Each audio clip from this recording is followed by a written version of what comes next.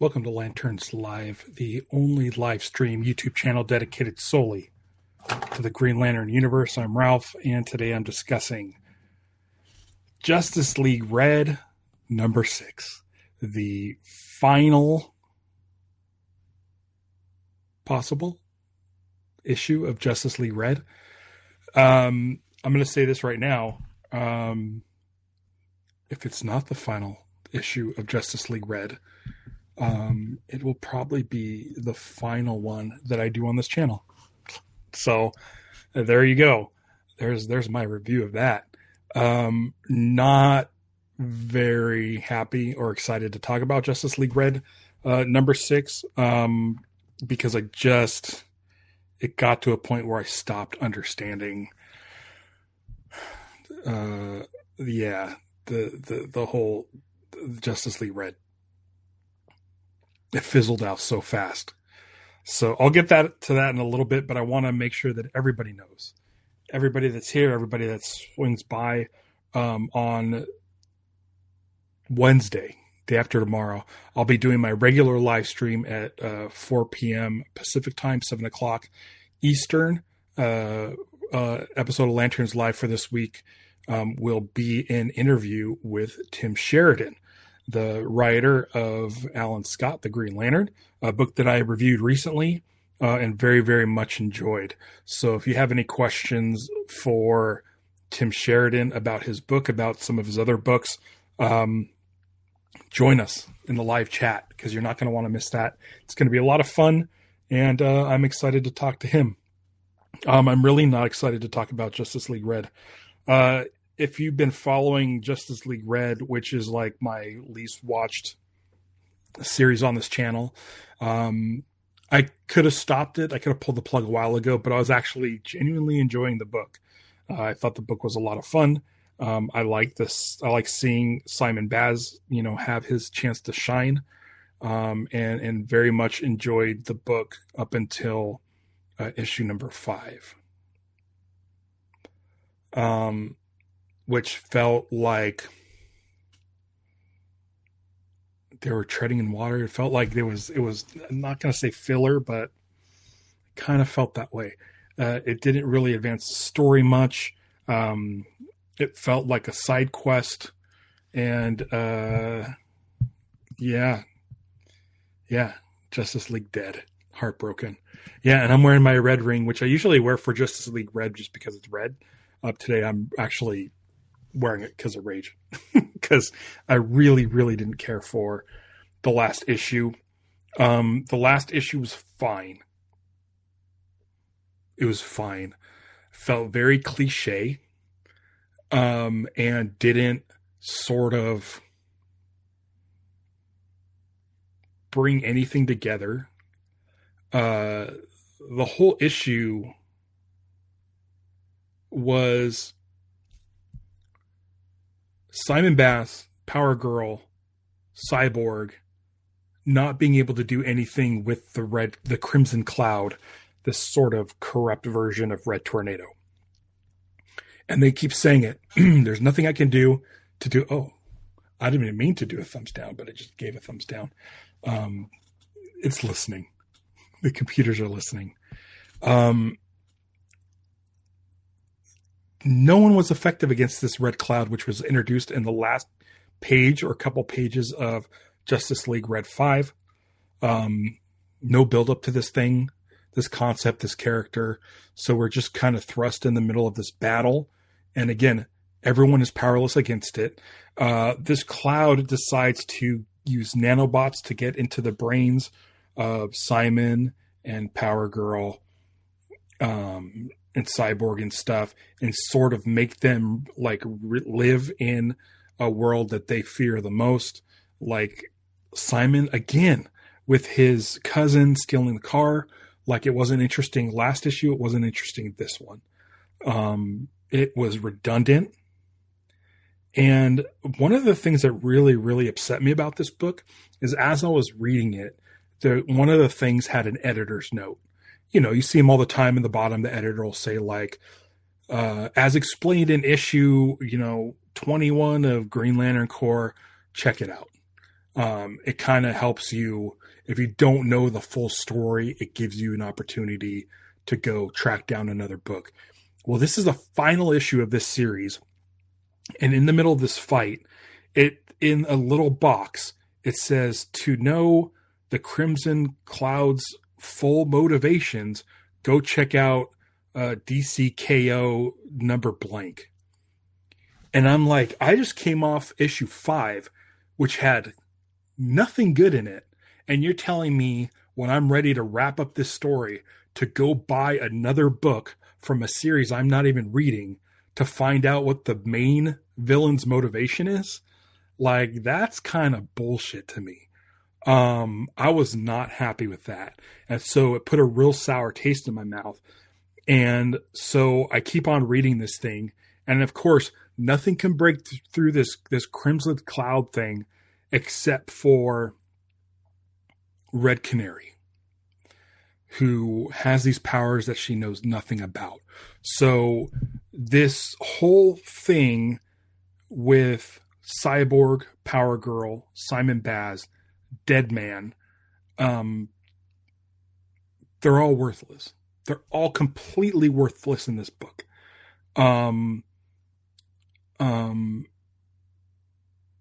Red Canary is like the main foil to stop this thing. She's able to get into this Crimson Cloud and reach Red Tornado and fill Red Tornado with this red power that she possesses that has not been explained up until this point. Like, it's not really explained where she got it from, how she got it, what it does. It's just powerful. And we keep being told it's very powerful. And so she's able to get in and inundate Red Tornado with like love and caring and stuff like that in order to make him feel and get in touch with his humanity. And then they're able to thwart the Crimson Cloud. It's not interesting. Nothing was set up. Like, this power wasn't set up. And it was kind of just lame. And it feels like, why introduce this team at all to make this ending happen? It made no sense to me.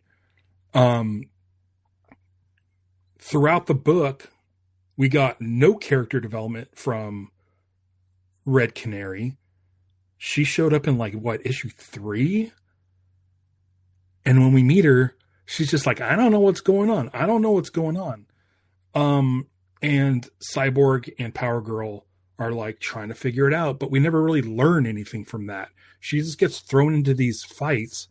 Black Adam has who was the big reveal at the end of issue 1, has nothing to do, has no bearing on the rest of this story.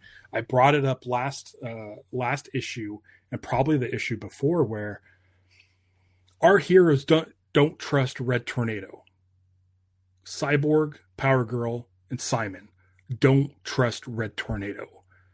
And Black Adam shows up. It's this big deal. He's the big surprise last issue, or last page of the first issue splash page. Oh no, Black Adam's involved. And when Black Adam goes and meets with the heroes to fight them for some reason, he says, you shouldn't trust Red Tornado. And they're like, we haven't been. So what's even the point of having Black Adam in the book at all? And one of the things that drove me nuts was the fact that we've been told this was a 6-issue series. They didn't mention that we should probably go read the DCKO issue, whatever it was.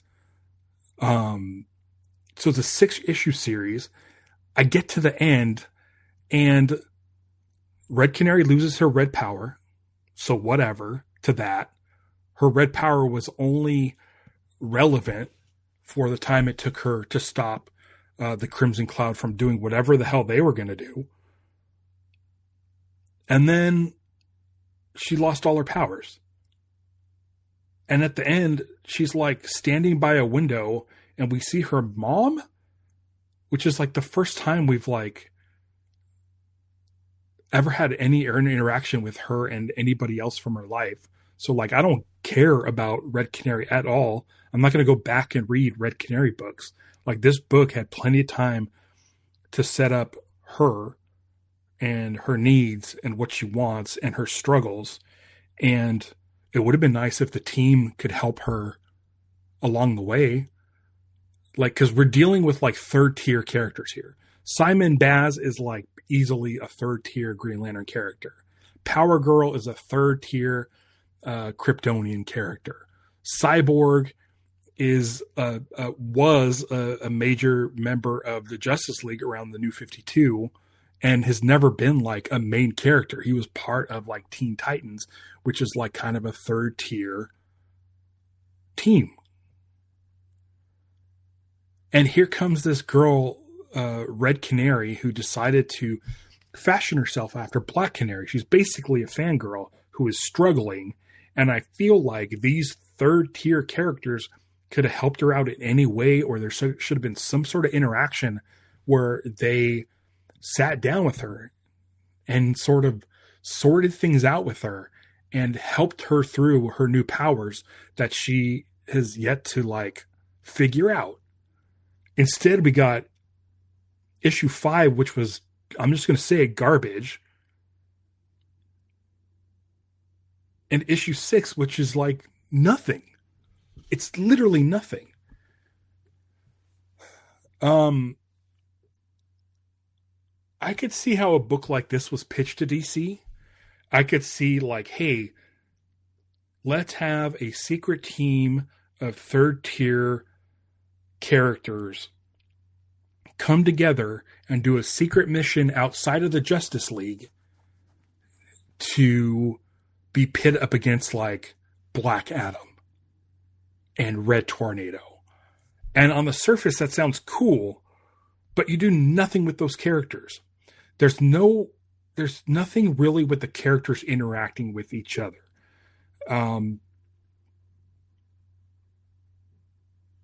Anything that Power Girl brings to the table, including her problems, are all just her problems to deal with. Same with Simon Baz. Like, there's nothing in there where the team can mesh and interact and figure things out together and show any sort of support for each other. It's like they all have their own problems. No one's helping Simon deal with his demons of the time that his cousin was going to steal a car, which is the stupidest.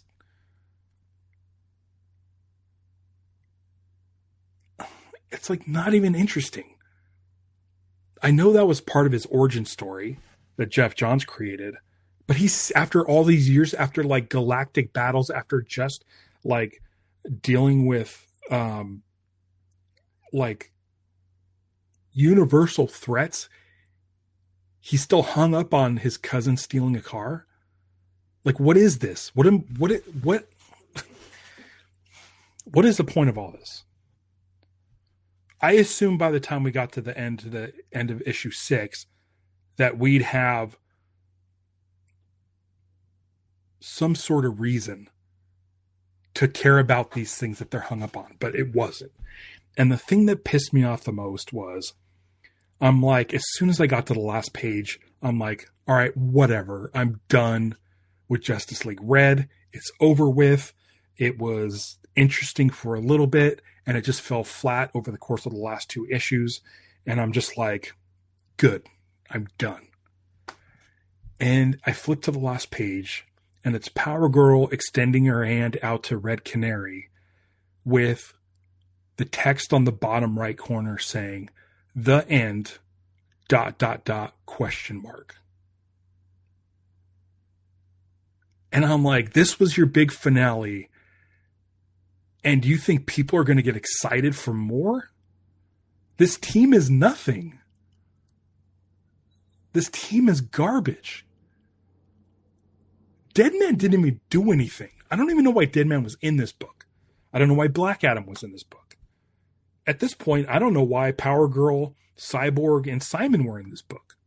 None of them like did support to Red Canary. Red Canary basically was told by Cyborg, the only way we're going to stop this is if you go in there and you use your special red power, but it might kill you.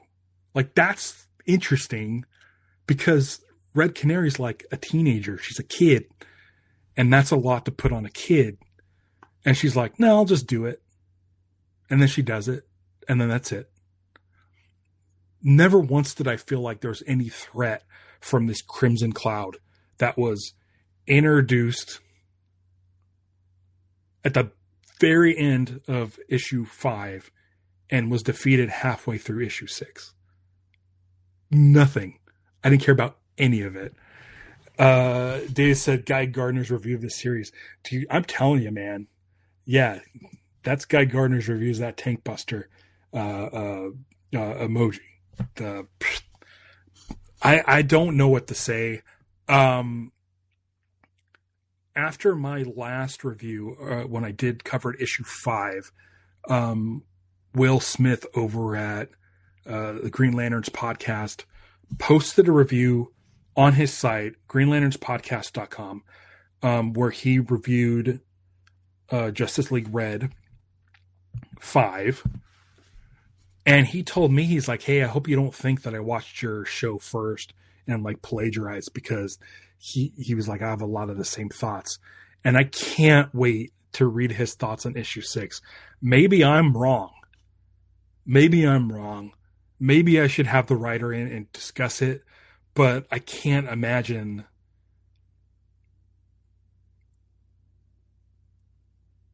what ended up on the page was anything near what was pitched to DC or what DC was looking for. I don't know who came up with this team, which is a good team. It's an interesting team, but would be interesting if they interacted with each other instead of just spouting exposition. It's all exposition. None of it is how their personal struggles. They never talk about their personal struggles. They just say, oh, they were in my brain and I was thinking about my cousin stealing a car. And the thing that drives me nuts is Clayton Henry, the artist, did fucking awesome work. The art is amazing. And it feels like such a waste of talent. You know, this was 6 months. This is half a year that he could be working on something that has a better story, because his artwork is some of the cleanest artwork I've seen. His art is concise. You know exactly what people are thinking. You know exactly what people are doing. And just the story is so weak. It made me mad. It made me mad. I don't have any sort of ties with DC. I don't have any ties with DC. So when it comes to like reading these books that I review, that's all coming out of my pocket. This was about $25 worth of entertainment, where like 2/3 of it was pretty good, but the rest was just bad. Issue 5 and 6 of Justice League Red are no good. We'll say it. And I'll say it. I wasted my money. It had promise. It had potential. I feel like all of that was squandered. I would have rather, instead of Justice League Red, I would have read a Red Canary book. 6 issues, start to finish. Let me know who she is. Have this group of characters be supporting characters, as opposed to just like this sort of team up. You know, if you're going to have the name Justice League on your book, like there's some expectations of interesting interactions between characters that you normally read individually. I'm a big fan of Simon Baz. I love reading Green Lantern Corps. Simon Baz's run when Jeff Johns created him. Sam Humphrey's run on Green Lanterns. I enjoy reading Simon Baz. I'm not super familiar with Power Girl. Like, I know about Power Girl. I just don't read Power Girl books. I don't read Cyborg books. I don't read Deadman books. And I thought, okay, I'm going to get more Simon, and I'm going to see how he interacts with these wildly different characters. And basically, it's none of that. There's none of that. It's just them talking about Red Tornado. So let's say you're watching the A-Team, right? You have A-Team. You have Hannibal, the guy who comes up with the plans. He's a seasoned veteran. Great. You have Face, Templeton Peck. Face. He's like a master of disguise. He's a con man. Great. It's a really different than Hannibal. You have B.A. Baracus, who's like the muscle. He's like, also, they're all part of, like, I believe the Marines. Tough, big, strong man, who's afraid of flying. And then you have Howlin' Mad Murdoch, who's like a pilot, a driver, and kind of a nut job.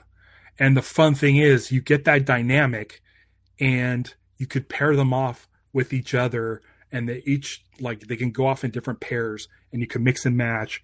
And those dynamics are so strong and they're so fun that it's great to see when, like, the crazy guy teams up with the seasoned veteran. And it's like, how do those two interact?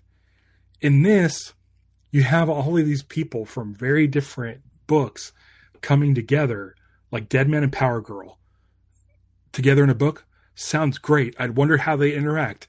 Guess what? Here's your chance to see. And they don't do shit together. They don't do anything. It's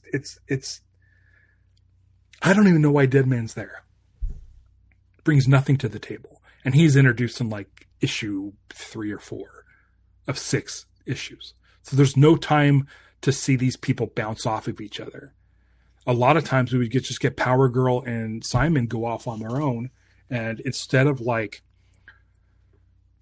learning about where these guys are from and discussing what their biggest fears are and their problems are and things that like traumatized them in their past, they're just talking about if Red Tornado's bad or not. So I didn't care for it. This isn't a fun episode. I wish it could be more fun, but it's not. It's not, but that's okay. If anybody has any sort of inkling that I'm somehow in the pocket of DC and they pay me to do any sort of reviews of their stuff, like this is a lesson for those guys who think I'm a shill, because I do like a lot of Green Lantern stuff, and I do like a lot of DC stuff. But this is your proof. I will point people to this episode saying, like, if DC's paying me, then they clearly didn't pay me for this one. I'm giving DC my money. I gave them $25 to read these 6 issues, and I didn't care for it. I think I would actually like to have the writer on, and maybe discuss it. Maybe there's something I'm missing. I don't know. Maybe editorial messed with their vision. I don't know. But somewhere along the way, this book lost its way, and it really, really made me mad, because I felt like it is something that it was something cool that was squandered. So that's my review of Justice League Red number 6. Not a lot of folks in the chat. Comic Jack is still being touted as becoming a YouTube member. You may become one as well. That's what I'm trying to say. You should become one. If you are a member, you get like your own emojis. I have power batteries, tank busters, all kinds of emojis that you can use on my channel. You also get a badge next to your name. Comic Jack has a white circle, and I believe by next month, I think you'll have a Green Lantern. So right now he is an honor guard in training. Vactor's here. Vactor is also a member. 99 cents. So usually I do one member live stream a month for just members. I usually do that the first Monday of every month. Today's the first Monday of the month, but I needed to get through this garbage. So what I'm going to do, and I'm going to schedule this, you'll see it pop up in your notifications for all you Honor Guard members. On a Monday, a week from today, I will be doing, which is at the 9th, I will be doing an episode on what Green Lantern could have been in the Snyderverse. I figured that would be a fun topic to talk about. So look forward to that. That'll be available to only members. So if you're seeing this like well in the future and you become a member later down the road, you can go back and revisit all those member only live streams. I highly recommend it. We have some fun stuff that I talk about, including this thing right here that I'm pointing at. Usually I don't record this early, so the sun's really shining on this little bad boy here. So if you want to get the story on this, become a member. It's only 99 cents a month, and we have a lot of fun doing those member live streams.